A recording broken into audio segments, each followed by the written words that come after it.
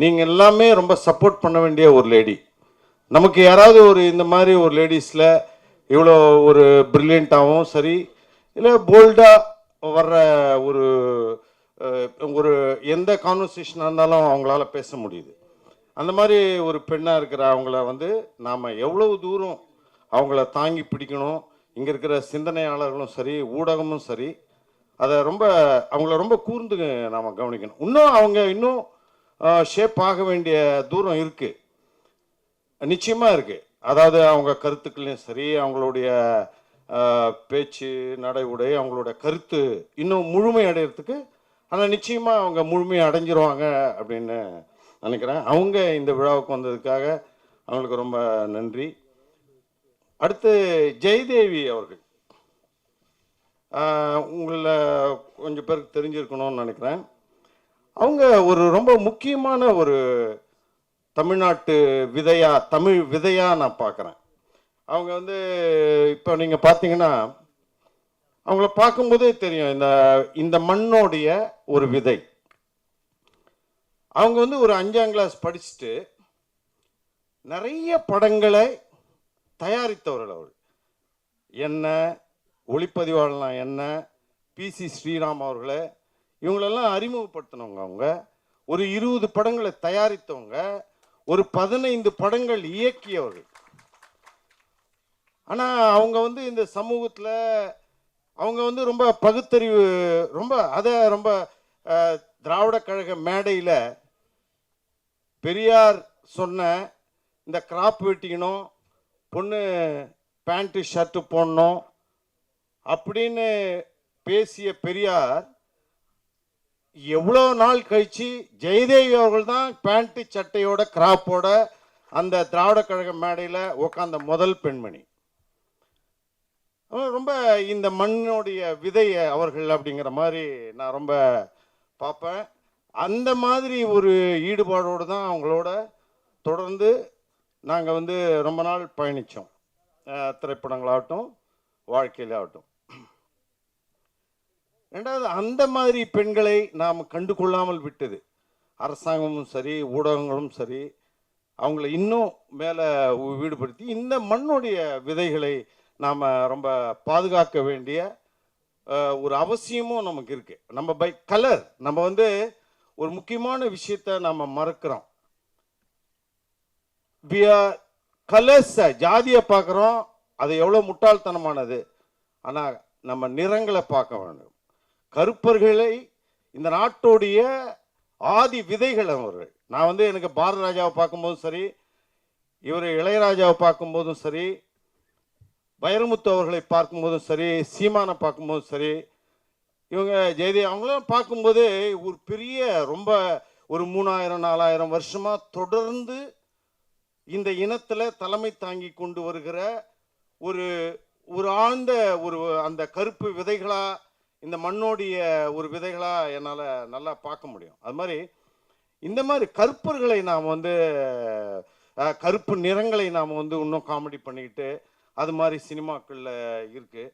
அது கருப்பாக ஒரு பொண்ணு இருந்தால் அப்படியே பயப்படுறது, அந்த மாதிரியான ஒரு விஷயங்கள்லாம் இந்த மண்ணில், அந்த கருப்பர்களுடைய மண்ணில் இப்படிப்பட்ட ஒரு விஷயங்கள்லாம் பரவுறது எப்படி அப்படிங்கிறது தான் ஒரு வேடிக்கையான ஒரு விஷயமா இருக்குது.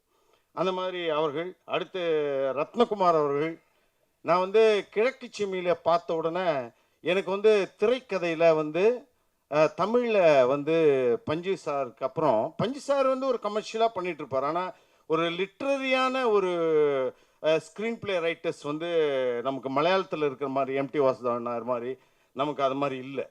அப்போ அந்த மாதிரி இல்லாத போது அப்படியே சும்மா ஒரு ரைட்டர்ஸ் இல்லாத ஒரு ஒரு சினிமா நடந்துகிட்டு இருக்கு அப்படின்னும்போது கிழக்கு சிமியில் பார்க்குறேன், ஒரு ஒண்டர்ஃபுல்லான ஒரு ஸ்க்ரீன் பிளே, என்னடா அப்படின்ட்டு அப்போ இவரை ஃபாலோ பண்ணுறேன்.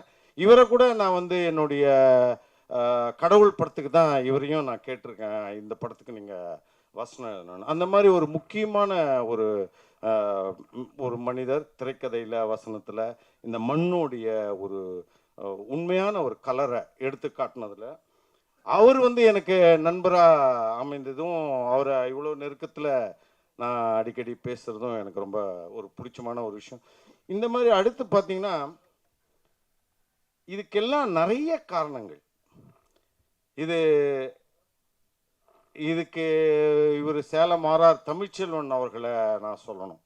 இப்போ இவங்க கஸ்தூரி அவங்க கிட்ட கூட நான் அவங்கள பார்ப்பேன்னா, இப்போ நாங்கள்லாம் அவங்க கிட்ட கொஞ்சம் நெருங்க முடியுது, பேச முடியுது. அந்த மாதிரி நிறைய விஷயங்களுக்கு சேலம் ஆர்ஆர் தமிழ்ச்செல்வன் தான் இதுக்கு. எனக்கு நான் இன்னைக்கு வரைக்கும் என்னால் இன்னைக்கு ஒரு நம்பிக்கை இருக்குது. கடவுள் படம் எடுக்கும்போது நான் இருந்த மாதிரி எனக்கு வந்து கடவுள் படம் எடுக்கும்போது அதுக்கு முன்னாடி இருந்த நிலைமை உங்களுக்கு தெரியும். நீங்களே அப்போ வந்து கடவுள் இல்லை அந்த மாதிரி ஒரு டிஸ்கஷனே எங்கேயுமே கிடையாது. அது மாதிரி பண்ண முடியாது. அது வந்து பெரியாருக்கு அப்புறம் ஒரு 20 வருஷம் ஆயிடுச்சு, அது மறைஞ்சு போச்சு. ஆனால் நாங்கள் அதை கையில் எடுக்கணும் போது எல்லாருமே சிரிச்சாங்க. அதாவது ஈவன் ஜெயதேவ் அவர்கள் வந்து எனக்கு எவ்வளோ அந்த மாதிரி ஒரு கருத்து எனக்கு ஊடுருவதில் சப்போர்ட்டாக இருந்தால் கூட அவங்க கூட கடவுள் படம் எடுக்கும்போது அதை அவங்க ஒத்துக்கல உடனே. ஏன்னா நான் இந்த கதையை சொல்லி நீங்கள் தான் டைரக்ட் பண்ணணும், இந்த இப்படி ஒரு ஃபில்ம் இருக்குது, இது ஒரு பெரிய புரட்சி வரும்னு. ஆனால் நான் நினச்ச மாதிரி எடுக்கலைன்னா கூட நான் தயாரிப்பாளர்கிட்ட சொன்னேன், இது அதோடைய வேலையை செய்யும், அது நிச்சயமாக எனக்கு அந்த திருப்தி இருக்குது. இது சுபவி பாண்டியன் கூட அந்த படத்தை பார்த்துட்டு சொன்னார், இது வந்து வேற மாதிரி கொஞ்சம் நீங்கள் வேற மாதிரி பண்ணியிருந்தா இது தமிழ்நாட்டுடைய அடுத்த கட்ட புரட்சியே இது தூக்கி இருக்கும்னு. அந்த மாதிரி ஒரு திட்டத்தோடு தான் நான் வந்து சினிமாவில் ஒரு கட்டத்துக்கு அப்புறம் நான் என்ன செய்கிறேன் அப்படிங்கிறது எனக்கே ரொம்ப கேலியாக இருக்கும். கேமராமேனாக போகிறது, அப்புறம் வந்து ஏதோ ஒரு ஷூட்டிங்கு, ஏதோ ஒரு ஷாட்டு, என்ன பண்ணிகிட்ருக்கேன் நான் வெறும் இந்த சாப்பாட்டுக்காக. அப்புறம் இந்த வேலை பண்ணும்போது எந்த சாதாரணமாக வெறும் சாப்பாட்டுக்காக வாழ்ந்து கொண்டிருக்கிற ஒரு மனிதனாக இருக்கிறேன், அதுக்காக எந்த வேலையை வேணுமாலும் செய்கிற ஒரு நிலையில் நான் இருக்கிறேனே அப்படின்ட்டு சிந்திச்ச போது தான், இல்லை இனிமேல் நான் இங்கே, அது உங்களுக்கு சிலருக்கு தேவையான கருத்து தேவையில்லாத கருத்து, ஆனால் ஒரு நாத்திகம் மட்டும்தான் இந்த நாட்டில் நாம் பரப்ப வேண்டிய ஒரே வேலை. அதுக்கு எனக்கு இவ்வளோ பெரிய மீடியா கிடைச்சிருக்கு. அந்த மீடியாவை நான் யூஸ் பண்ணால் கார் வாங்கலாம், பங்களா வாங்கலாம், எப்பவுமே அது இருக்கு. ஆனால் இந்த வேலையை செய்வதற்கு வேற யாருமே நடக்காது. இப்போ நான் இதை மட்டுமே செய்வேன் அப்படின்னு தான் அந்த கடவுள் படத்துலேருந்து ஆரம்பித்து அதை எப்படி படிப்படியாக சத்யராஜ் அவர்களுக்கு அந்த புத்தகம் கூட சத்யராஜ் அவர்கள் சொல்கிறார் பாருங்க, வேலுப்பிரவார்னு ஒரு புத்தகம் கொடுத்தாரு, அதுதான் என்னை மாற்றிச்சுன்னு. அது கூட ஜெயதேவ் அவர்கள் தான் காரைக்குடியிலேருந்து வாங்கிட்டு வந்து எங்கிட்ட கொடுத்தாங்க. அந்த மாதிரி அப்படி ஒரு விஷயத்தை அதையே எடுத்துக்கொண்டு அதையே நகர்த்தி கொண்டு இதுதான் இந்த நாட்டுக்கு தேவையான கருத்து அப்படின்ற மாதிரி ஆன ஒரு கருத்தில் தான் நான் போயிட்டுருக்கேன். இப்போ இந்த படத்தை பொறுத்த வரைக்கும் எனக்கு வந்து பெண்கள் கருத்து அப்படின்னு சொன்னார். அந்த பெண்கள் வந்து நம்ம நாட்டில் எப்படி நடந்துக்கிறாங்க அப்படிங்கிற அதுக்கு முன்னாடி இன்னும் நம்ம அமெரிக்காவிலேருந்து வந்திருக்கிற சரவணன், எந்திரிங்க சரவணன், அவர் ஒரு சரவணன், அப்புறம் வந்து நவீன், சுகீர் எந்திரிங்க சுகீர், இவங்க 3 பேருமே வந்து ஸ்டேட்ஸ்லேருந்து வந்திருக்காங்க. இவங்க வந்து இங்கே 3 பேருமே திரைப்படத்தை துறையை சார்ந்தவர்கள் தான். சுகீர் வந்து அங்கே வந்து இலங்கையை சார்ந்தவர். அங்கே போயிட்டு சின்ன வயசுலேயே போயிட்டு ஃபிலிம் ஸ்கூலில் படித்து அங்கே சில ஃபிலிம்ஸ் பண்ணிவிட்டு இங்கே வந்து இப்போ ஒரு சரவணன் ப்ரொடக்ஷனில் இவர் ஒரு ஃபிலிம் பண்ணியிருக்காரு. அப்புறம் சரவணன், அப்புறம் வந்து Naveen, you want to be actor come அங்கே ஃபிலிம் கோஆர்டினேட்டராக இருக்கார். ஸோ இவங்க அடுத்து லிவிங்ஸ்டன், என்னுடைய இன்ஸ்டியூட்டோடைய ஃபஸ்ட்டு டேல இருந்து அவன் நண்பன். எப்படின்னா அவன் முதல் காட்சியிலே எனக்கு பயங்கரமான ஒரு ஹீரோ மாதிரி அவன் ஆயிட்டான். அதாவது எல்லாரும் இன்ட்ரடக்ஷன் பண்ணும்போது ஸ்டேஜில் அவன் பாட்டுக்கு ஏறினான் ஒரு கிட்டாரோட. எல்லாரும் தங்களை வந்து சீனியர்ஸ்க்கு இன்ட்ரடியூஸ் பண்ணுற ஒரு நாள் வந்து ஏறி கிட்டாரில் I am Livingston from London அப்படின்னா உடனே அது ஒரு பெரிய அந்த வயதில் அவனோட அன்னிலிருந்து நான் வந்து ரொம்ப தீர்க்கமாக அவன் ஆக்டிங் ஸ்டூடெண்ட்டாக இருக்கும்போது ஒரு 10 ஸ்டூடெண்ட் இருப்பாங்க. ஆனால் அவங்க 10 பேர் முன்னாடியே நான் வந்து லிவிங்ஸ்டனை சொல்லியிருக்கேன், இந்த 9 பேரும் நீங்கள் டைமை வேஸ்ட் பண்ணுறீங்கடா, ஏன்னா லிவிங்ஸ்டன் மட்டும்தான் இந்த ஆக்டிங்கை பண்ணுவான் அப்படிங்கிற மாதிரி. அதெல்லாம் அந்த மாதிரி நாங்கள் ஃப்ரெண்ட்ஸ். அவனுக்கும் கிளிம்டன் ஃப்ரெண்ட் ஆனதுக்கு லிவிங்ஸ்டன் தான் காரணம். இப்போ நான் இவங்களெல்லாம் சொல்லிட்டேன். அடுத்தது இந்த நிகழ்ச்சியை தலைமை தாங்கிற சேலம் ஆர்ஆர் தமிழ்ச்செல்வன் அவர்களை பற்றி எனக்கு நான் வந்து தெரிஞ்சதை எல்லோருமே சொல்றாங்க. தமிழ்ச்செல்வனோட பழகிட்டா அது ஒரு பெரிய ஆலமரம். அது வந்து என்ன வேணும்னா அது அந்த ஆளுங்களுக்கு அவர்களோட துன்பங்களை தீர்க்கிறது, அவங்க அதை புரிஞ்சுக்கிறது. அப்படிப்பட்ட நாங்கள் மிக நாட்களாக இந்த நாட்டில் வாழ்ந்துட்டு இருக்கோம். ஆனால் அப்படிப்பட்ட உணர்வுள்ள மனிதர்கள் நாம் ஆளுக்கு ஒரு கடவுளை வச்சுன்னு இருக்கிற இந்த நாடு மனிதர்களை உருவாக்காமல் போயிடுச்சு. ஆனால் அப்படி அதனால்தான் அவர் பாரதி ராஜாவிலிருந்து வைரமுத்துலேருந்து எல்லோருமே நாங்கள் வந்து தமிழ்ச்செல்வன் அவர்கள் வந்து ஒரு மகத்தான மனிதன் அப்படிங்கிற மாதிரி அது வந்து மிகப்பெரிய அவர்கிட்ட பழகின பிறகுதான் நானே என்னுடைய பகுத்தறிவு வைண்டப் ஆயிடுச்சுன்னு நினச்சிட்டேன். மொத்தம் பகுத்தறிவை நம்ம முடிச்சிட்டானுங்க பரவாயில்ல அப்படின்ற மாதிரி. ஆனால் நவீன கருவிகளும் மீண்டும் நான் வந்து தமிழ்ச்செல்வன் அவர்களை சந்தித்ததும் தான் மீண்டும் இந்த நாட்டில் பகுத்தறிவு என்னால் பரவும் அப்படின்னா அதற்கு முழு முதற் காரணம், மொத்த காரணமே தமிழ்ச்செல்வனை தான் போய் சேரும். அப்படிப்பட்ட ஒரு மகத்தான ஒரு குணமுடையவர். எப்பவுமே அவருடைய குணம் வந்து நீங்களே இனிமேல் வந்து இந்த நாடு முழுக்க அவருடைய குணங்களை பற்றி நாம் தெரிந்து கொள்வோம். நீங்களும் உங்களால் முடிந்த அளவுக்கு அவருக்கு உண்டான அந்த ஊடகங்கள் அவருக்கு தர வேண்டிய ஒரு ஆதரவை நாம் தரணும் அப்படின்னு கேட்டுட்டு, இந்த படத்தை பற்றி, இந்த படத்தில் பெண்களுக்கு எதிரான பாலியல் துன்பங்களை பற்றி விவரிச்சிருக்கிறதா சொன்னார். அது அந்த இதுலேயும் தெரியுது. பெண்களை கடவுளாக நினைக்கிற இந்த நாட்டில் பெண்கள் மிக அதிகமாக, உலகத்திலேயே பெண்கள் அதிகமாக கொல்லப்படுவது, பெண்கள் அதிகமான பாலியல் பலாத்காரங்களுக்கு ஆட்படுவது, அதாவது செய்கையில இல்லை பார்வையில கூட மிக மோசமான தாக்குதல்களுக்கு இந்த நாட்டு பெண்கள் ஆளாகப்படுகிறார்கள். எவ்வளோ பெரிய ஆளும் அதுல ஒரு பெரிய கிரைம் பண்ணிடுறான். எந்த மாதிரியான ஒரு விஷயமா என்டி ராமாராவுடைய லக்ஷ்மி என்டிஆர் பார்த்தேன். அந்த ராம்கோபால் வர்மா அவர்களுக்கு ரொம்ப நன்றி. அதாவது இந்தியாவின் திரைப்பக்கங்களில் அவர் ஒரு புதிய பக்கத்தை துவக்கி இருக்கிறார்.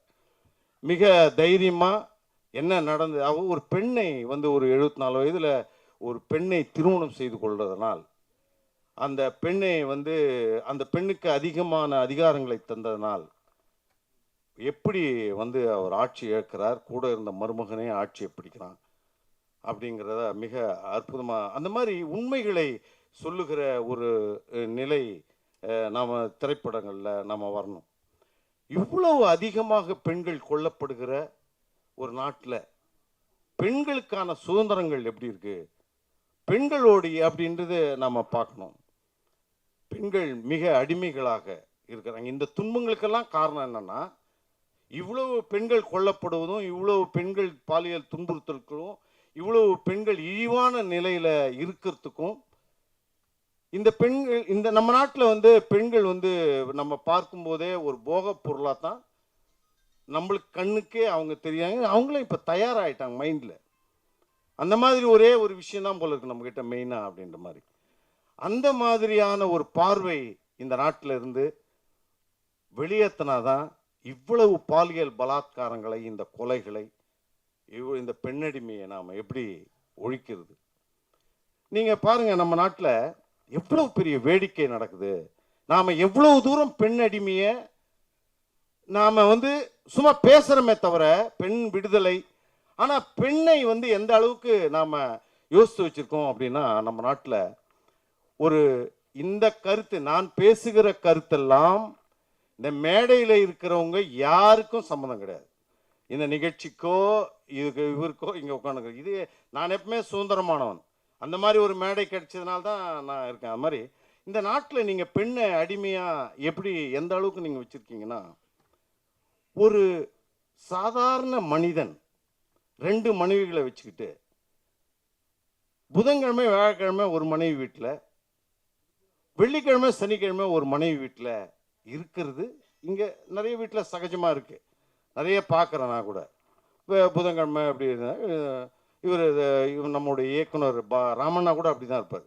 இன்னைக்கு வந்து புதன்கிழமை அங்கே இருப்பாங்க அப்படின்னு. அது மாதிரி அப்படி ஒரு பெண் வாழ முடியுமா? 2 புருஷன் இந்த வீட்டில் 2 நாள் இருப்பாங்க, அப்புறம் அந்த வீட்டில் 2 நாள் இருப்பாங்க. ஒரு சாதாரண பெண்ணே அப்படி இருக்க முடியாது. இருந்தால் என்ன நடக்கும்னு நினைக்கிறீங்க?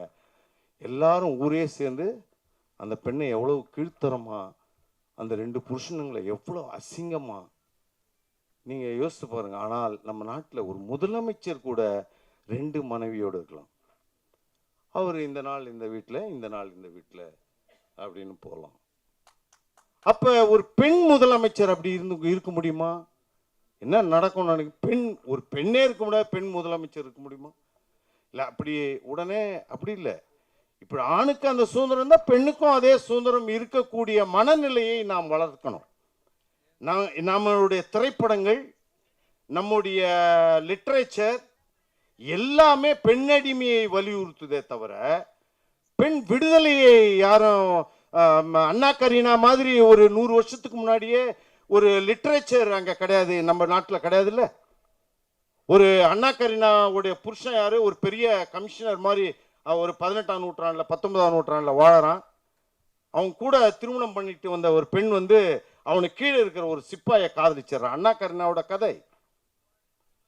அப்போ வந்து புருஷன் பெரிய கமிஷனராக இருக்கான், மனைவியும் நம்ம கீழே இருக்கிற ஒரு சிப்பாயும் காதலன் ஆயிட்டான். அந்த என்ன செய்வான் அவன்? எவ்வளோ பெரிய கமிஷனர் யாருக்குமே தெரியாமல் கொண்டுடுவான் நம்ம கதையில். ஆனால் அந்த காதலை அவன் கொஞ்சம் கொஞ்சமாக ஏற்றுக்கிறான் பாருங்க. ஏற்றுக்கிட்டு அவங்க 2 பேரையும் சந்திக்கிறதுக்கு அவன் டால்ஸ்டாய் எழுதுறாரு இதை. அவங்க 2 பேர்த்துக்கு அவன் சந்திக்கிறதுக்கு ஏற்பாடு பண்ணிட்டு, அப்புறம் அவனுக்கு பிறக்கிற ஒரு குழந்தைக்கு வந்து அந்த பிறப்பை வந்து கவனிக்கிறது. 150 வருஷத்துக்கு முன்னாடி அவன் லிட்ரேச்சர் வேற மாதிரி எழுதுறான். நாம எந்த லிட்ரேச்சரை ஃபாலோ பண்றோம்? ஒரு பழைய காலத்துல வந்து என்னுடைய முனிப்பத்தினி வந்து தரையில வந்து ஒரு கந்தர்வனுடைய நிழலை பார்த்த உடனே அவ அந்த மண்பானையை செய்யற திறமையை விட்டுட்டா. சாதாரண மண்ணுல இருந்து பானை டெய்லி மணல்ல இருந்து பண்ற ஒருத்திக்கு திடீர்னு மணல்ல பண்ணல. ஏன்டி பண்ணல? இவளுக்கு ஏன் பண்ணலன்னா, மேல பறந்த கந்தர்வனுடைய நிழலை இவ பார்த்தா. உடனே மகனே பரசுராமனை கூப்பிட்டுறான். அவன் தலையை வெட்டுற, அவன் தாய் தலைய. அவ கற்பே போயிடுச்சு அவளுக்கு. ஏன்னா மேல பறந்த கந்தர்வனுடைய நிழலை பார்த்துட்டா. இதுதான் நாமுக்கு கற்றுக் கொடுத்த ஒரு புராணம். அப்ப நம்ம என்ன வழியில போறோம்? இப்ப மானத்தையே வந்து பொம்பளையோட ஒரு உறுப்புல வச்சுட்டான். ஒரு ஆணோடைய மானம். இப்ப என் மனைவியோடைய உறுப்புல தான் என்னுடைய மானமே இருக்கு. அதை நான் மட்டும்தான் பார்க்கணும்.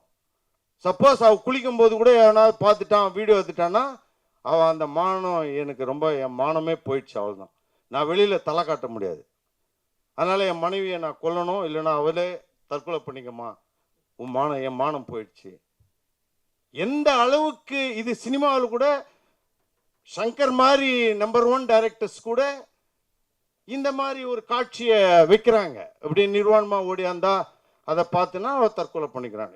அப்ப நம்ம மிக முக்கியமான நம்முடைய வேலை இந்த நாட்டில் வந்து பெண் விடுதலைக்காக. அப்ப பெண் விடுதலையை வந்து பெண்ணை வந்து நாம் எப்படி பார்க்கணும்? நான் பெண்ணை வந்து அடிக்கடி சொல்ல, நிறைய பெண்கள் வந்து இதுக்கு வந்து விரோதமாக கூட இருக்காங்கன்னு நினைக்கிறேன். அதாவது நான் நிறைய பெண்ணோடைய நிர்வாண ஓவியங்கள், நிர்வாண சிற்பங்கள், அதே மாதிரி போர்னோ ஃபிலிம்ஸு, இல்லை வந்து ஃபிலிமில் கூட எவனாவது நியூடாக காட்டணும்னு நினைக்கிறானா, காட்டிக்க. அதாவது ஒரு இவ்வளவு காமத்தை, காதலை வளர்க்கிற சினிமா உலகத்திலே கிடையாது. யூ சர்டிஃபிகேட், இந்த நாட்டில் யூ சர்டிஃபிகேட் வாங்குற எத்தனையோ படம் பிரிட்டிஷில் ஏ சர்டிஃபிகேட் போடுறான். எப்படி இந்த மாதிரி டூயட் பாட்டெலாம் வச்சு எப்படி நீங்கள் வந்து குழந்தைங்களுக்கு காட்ட முடியும் அப்படின்றான். ஆனால் நம்ம குழந்தைகள்ல இருந்தே நான் வந்து எம்ஜிஆர் பாட்டு, சிவாஜி லவ் டுவேட்டு, அதிலே என்னுடைய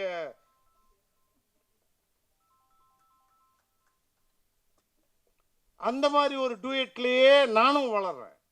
ஒவ்வொருத்தரும் இந்த மாதிரியான ஒரு, அதாவது தெரியவே இல்லை இவ்வளவு மோசமான ஒரு ஒரு திடீர்னு ஒரு டிவியில் பார்க்குறேன், சரத்குமார் ஒரு டவலோட வர்றாரு. அப்படியே வர்றாரு, ஹாலில் வர்றாரு, அது டவல் கழண்டுது. அந்த டவல் கழண்டுனா வெறும் மனைவி மட்டும் இல்லைங்க, யாரோ ஒரு பாட்டி மாதிரி ஒரு கேரக்டரு, யாரோ ஒரு அத்தை மாதிரி ஒரு கேரக்டரு. அந்த கேரக்டர்லாம் அப்படியே அவர் டவல் கழண்டு கீழே உழுது, அப்படியே என்னமோ மயக்கழந்து விடுற மாதிரி. இந்த மாதிரி வாட் நான்சென்ஸ் இது? நீங்கள் நினச்சி பாருங்க, எவ்வளோ அவன் இடியட்டாக இருந்தா இந்த மாதிரி ஒரு சீனை வைப்பான். முட்டாளாக இருந்தா இந்த சீனில் நடிப்பான். எம்ஜிஆர் இந்த மாதிரி ஒரு சீனில் நடிக்க வைக்க முடியுமா? முடியவே முடியாது. என்னடா முட்டாள்தனமாக இருக்குடான்னு இல்லை? எவ்வளோ பொறுப்பு உள்ள ஒரு மீடியாவுக்கு வந்திருக்கோம் நம்ம. ஆனால் அந்த பொறுப்பை இங்கே யாருமே அதை ஃபாலோ பண்ணுறதா இல்லை. நாம் வந்து சிறந்த இவ்வளோ சினிமாவை எடுக்கிறத விட மிக சிறந்த திரைப்படங்களை நாம் எடுக்கிறதுல ரொம்ப கவனம் செலுத்தணும் அப்படின்னு சொல்லிட்டு